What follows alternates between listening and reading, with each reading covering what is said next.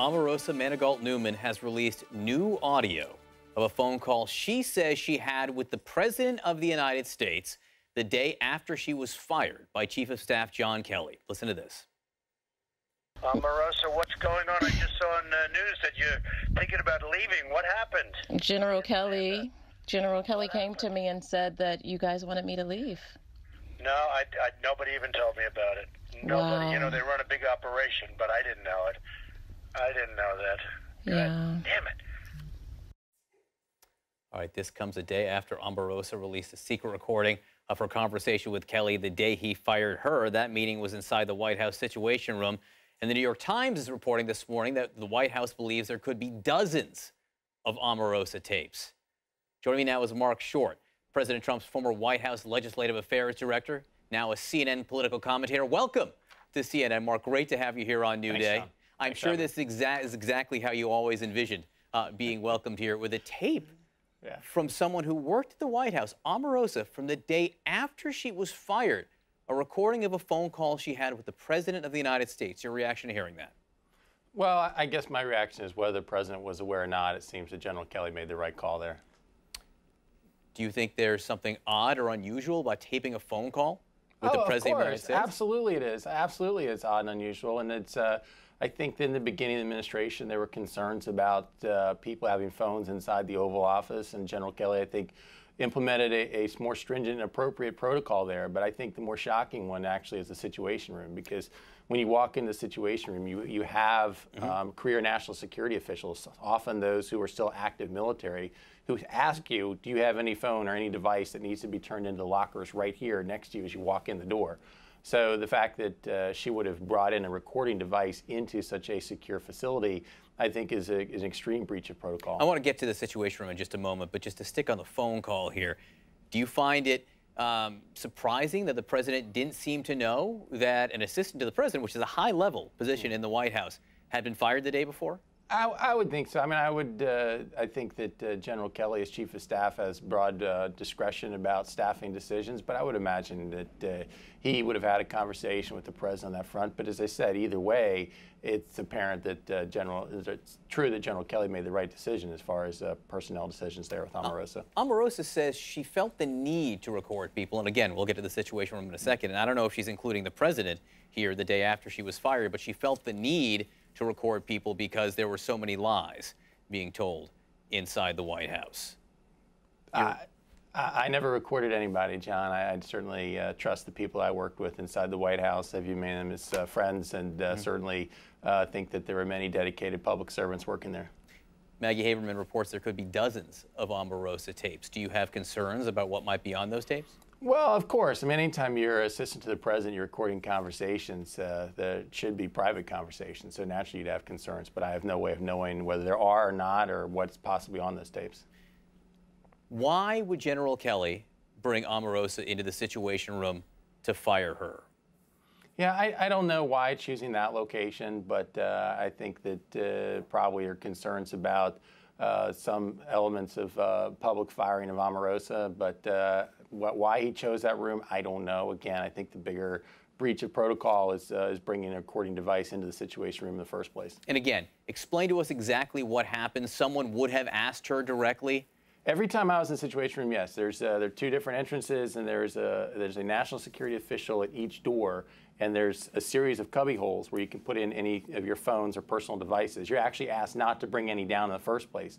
But just as a final reminder, if you walk in the door with one, they say, are you sure there's no personal devices? If so, here's a key in a locker, please lock them up. So to actually, I think they would have required not just willful disobedience to that, but actually lying to one of those people at the desk who asked for any sort of recording device. To your knowledge, do you think that a law was broken in that process? I don't know. I'm not a lawyer. I'm not sure there's a legal precedent there, but certainly there is I think a significant national security concern. Is Omarosa Manigault Newman the best people? President Trump always said he was going to hire the best people. Is she the best people? You know, I think that Omarosa had served previously in the Clinton White House. She's somebody who had experience working in the White House. She was there to help with outreach and did work with historically black colleges and universities. But Look, at the end of the day, John, we all make personnel mistakes too, and I think that that's one that you can consider a personnel mistake. I do think, that there's plenty of hardworking public servants in the White House who, unfortunately, will all be tainted by having somebody who showed bad discretion. Just a personnel mistake? Does that really encapsulate what happened here? You have someone whose relationship with the president seems to be as a reality show star. And then with Sarah Sanders, look, Sarah Sanders is understandably upset. I think everyone in the White House is understandably upset that Omarosa Manigault Newman was recording things, particularly in the Situation Room.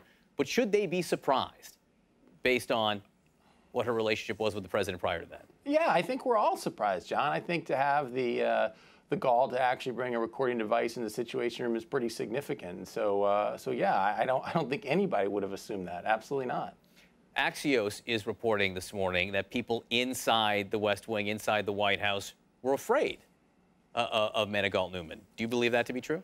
I don't know that that's the case or not. I think that certainly she had her own relationship with the president that predated. Many people joined the campaign, and so there's certainly a respect there, but I'm not sure that there was the same level of intimidation. What was the nature of that relationship? Help us understand what that relationship was. And I ask even now, because we now hear this recording where the President of the United States clearly is comfortable talking to Omarosa about something that happened with the Chief of Staff. They seem to have a relationship that transcended the official chain of command. I don't know that it transcended the chain of command. I think it predated that chain of command, is a fair thing to say. I do think that the president enjoys having his own individual relationships with his assistants.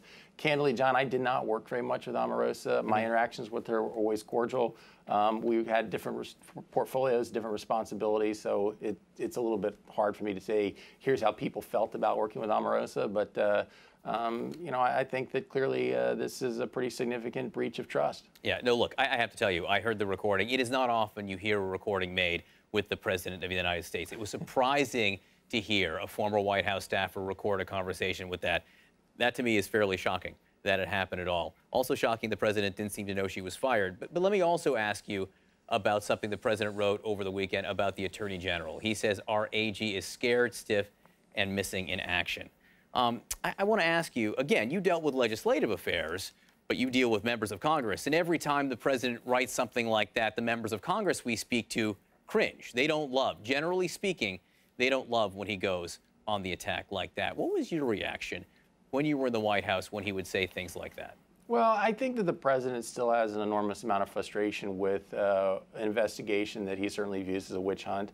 I think you have to keep in mind historic, I think, challenges in this investigation going back to enormous bias that was shown by agents that were sexting with each other, with those who said they would stop the president, with an assistant attorney general receiving contributions from Clinton allies, with now a deputy assistant attorney general whose wife was working for Fusion GPS that sold the Steele dossier, the Clinton campaign. So all that is backdrop, John, to an enormous frustration the president has is saying, what is going on at the Department of Justice? And so I think that he's one to share his feelings directly with the American people, and that's how he's doing it. Well, look, the president can fire the attorney general, ask him to leave if he wants to. And you were talking about Bruce Orr, who does work in the Justice Department, whose wife apparently worked for Fusion. As far as we know, Bruce Orr had nothing to do with any of the FISA applications, correct? John, I think that could be the case, but I think the reality is that there's been enormous bias that's been demonstrated throughout this investigation. I think that's an enormous source of frustration for the president. I do think your question about how people react differently on Congress. I think for me, the House members, they want to do their own investigation. They've been frustrated that they feel the Department of Justice has not shared enough documents with them. So they're fueling some of this. On the Senate side, I think there's a much greater concern that says if we had to replace Attorney General, it would be a very difficult confirmation battle, particularly in the midst of a Kavanaugh battle. So there's a greater concern on that side, probably. There's no doubt about that. Mark Short, thanks so much for being with us. I do have the sense, Mark, that this conversation between us was recorded. Just so we're, fully honest with each other there. Really appreciate it and welcome. Appreciate it.